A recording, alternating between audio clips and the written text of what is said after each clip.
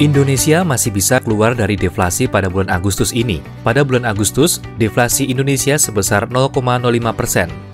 Deflasi yang terjadi karena adanya penurunan harga komoditas dari kelompok makanan, minuman, dan tembakau. Di sisi lain, PMI Manufaktur Indonesia naik menjadi 50,8 pada bulan Agustus ini. PMI Manufaktur Indonesia sudah kembali ke batas netral PMI.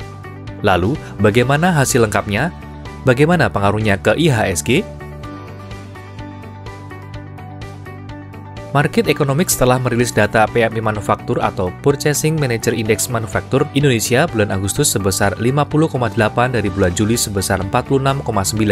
Secara rata, PMI Indonesia sebesar 48,8 selama kuartal 3, Juli hingga Agustus, lebih baik dibandingkan dengan kuartal 2, April hingga Juni sebesar 31,7. Ada dua faktor pendorong kenaikan PMI Indonesia di bulan Agustus. Pertama, tingkat produksi dan penjualan manufaktur terus meningkat akibat pelonggaran pembatasan sosial skala besar. Kedua, mulai terjadi perbaikan dari sisi permintaan atau pembelian produk manufaktur. Untuk ke depan, faktor pengangguran akan menjadi hal yang perlu diperhatikan, karena semakin banyak pengangguran akan kembali menurunkan permintaan. Selain itu, bisa membuat perusahaan manufaktur mengerem produksi untuk menyeimbangkan permintaan. PMI adalah sebuah indikator yang menyediakan gambaran umum mengenai kondisi sektor industri manufaktur. PMI sebagai ukuran industri suatu negara dengan batas angka 50. Jika suatu negara memiliki angka di atas 50, berarti industri di negara tersebut sedang ekspansi. Indonesia mengalami deflasi pada bulan Agustus 2020 0,05% dan inflasi tahunan 1,32%.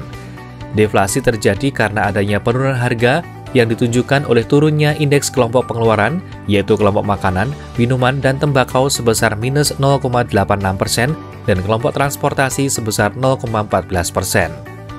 Secara garis besar, penyebab deflasi pada bulan Agustus karena masih lemahnya daya konsumsi masyarakat akibat pandemi yang berlangsung dan pembatasan sosial, sehingga harga-harga secara umum mengalami penurunan. Deflasi adalah kebalikan dari inflasi. Terjadi jika permintaan terus menurun sehingga perusahaan tidak dapat menaikkan harga dan terpaksa menurunkan harga untuk menjaga tingkat penjualan. Deflasi secara umum memiliki dampak negatif seperti penurunan UMR, menurunnya pendapatan bisnis, dan terjadinya PHK.